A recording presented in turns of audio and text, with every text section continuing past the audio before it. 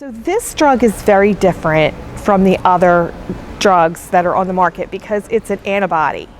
And what it does is it binds the toxin. And it doesn't kill the bacteria, so you still need to give an antibiotic, but you give it during the time when the patient's receiving the antibiotic. It has a long half-life. It stays, we can measure concentrations in the body up to 6 months after a single dose. So it stays in the body, the antibiotic is finished, and over a few days after the antibiotic is stopped, now the patient is at risk for a recurrence because the spores left in the environment or the colon can begin to germinate. Well, this antibody, this antitoxin, is still there, lying in wait for when new toxin is produced.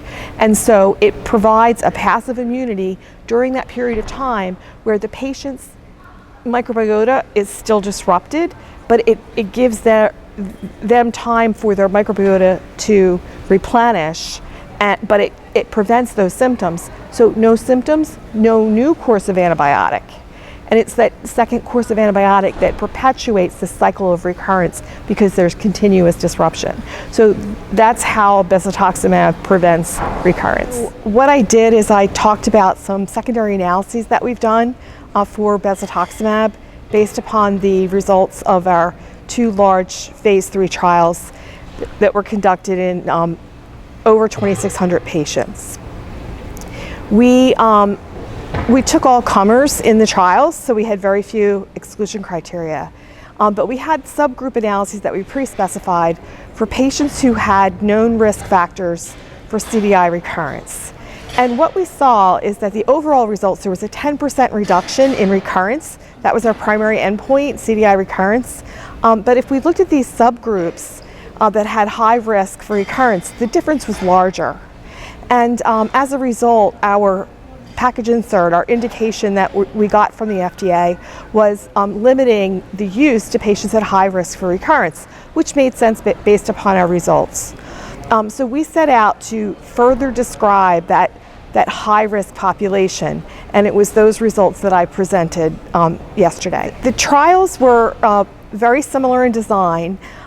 In the first trial, we had 4 treatment arms. So we were studying 2 different monoclonal antibodies, Bezlotoxumab against toxin B and Actoxumab against toxin A. And so we designed the first trial where one arm was Bezlotoxumab alone, another arm Actoxumab alone, and then the combination, and then this was compared to placebo. And all patients received antibiotic treatment. So these antibodies, or the placebo, which was a normal saline infusion, were given on top of active antibiotic therapy for the C. diff infection. So what we did is we followed the patients for 90 days, and we asked them to keep a diary so that if their diarrhea came back, they followed that. They recorded that in their diary, and then they also called their treating physician and collected a stool sample so we could test it to see if their diarrhea was caused by C. difficile infection. So the overall results showed that we had a 10% reduction in the recurrence if we gave either the combination or Bezlotoxumab alone, and the Actoxumab arm did not show a difference from placebo. And then when we looked at the combination and the Bezlotoxumab, those 2 treatment arms, they both separated from placebo, but they weren't different from each other. And so that led us to conclude that adding Actoxumab to Bezlotoxumab was not necessary for efficacy, and for that reason, we only registered Bezlotoxumab for further treatment, for further prevention of C. diff recurrence. But as I said, the results were better in patients with subgroups, in the subgroups who had high risk for recurrence. So for that reason, we did the secondary analysis, and we saw that if patients had no risk factors for CDI recurrence, the placebo rate was low at around 20%.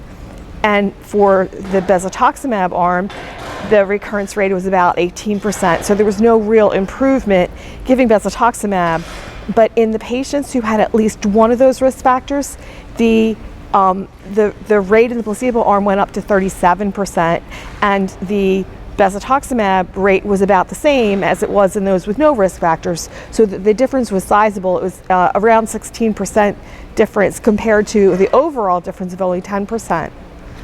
We further looked at the impact of the number of risk factors. And what we saw is if you have just one risk factor, that there was a sizable difference, and that the recurrence rate was high in the placebo group. But as the number of risk factors went up, the placebo rate of recurrence also went up. So it was highest in patients who had 3 or more risk factors. Now, I should mention what those risk factors are. So these are ones that have been published in the literature, and this was ones that we knew before we enrolled the first patient in the study. The one that's most commonly described in the literature is having had a prior episode of CDI. So that's the number one risk factor, and in fact we saw the largest recurrence rate in the placebo group for patients who had had a prior recurrence or prior episode. We also included as a pre-specified risk factor patients 65 or older, patients who are immunocompromised either due to an underlying medical condition or medications that they were taking. And we also included severe CDI. There's literature to suggest that patients with severe CDI have higher rates of recurrence. And then we also included patients who were infected with a strain that is known to be associated with poor outcomes. So strains ribotype 027, 078, and 244. And so what we saw is any one of those had a 16% difference in recurrence rate compared to placebo. And then if they had one risk factor, the difference was about 14%, but it went up as high as 25% if the patient had 3 or more risk factors. Although there was a benefit, if the patient had just one risk factor, the benefit was largest in patients who had 3 or more risk factors.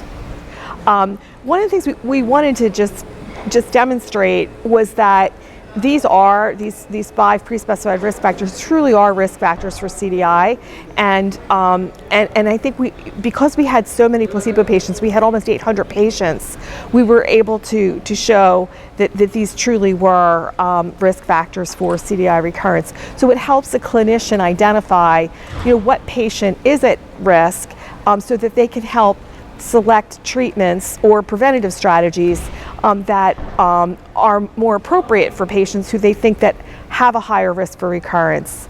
And then, of course, we showed that Bezlotoxumab is effective in those groups, which I think is important when you're bringing a new drug to the market, to show that the drug works, especially because this is the indicated population. We're going to continue to look at this data to try to see if we can find any signals. One of the questions I got during the presentation was whether or not the people with no risk factors, if we could try to understand why we still see some rate of recurrence in those patients, so we can go back and try to look at that a little bit more closely. And then there are other risk factors for CDI that may be present in our database, but we did not pre-specify those. So we're starting to do additional analyses looking at other populations that have been shown to be at high risk for recurrence. So for example, I presented some preliminary data on patients with renal impairment, where we did see there's a difference if you just look at the placebo group in patients who don't have renal impairment compared to those who do have renal impairment. So we're finalizing those analyses now, and we'll be publishing that within the next several months.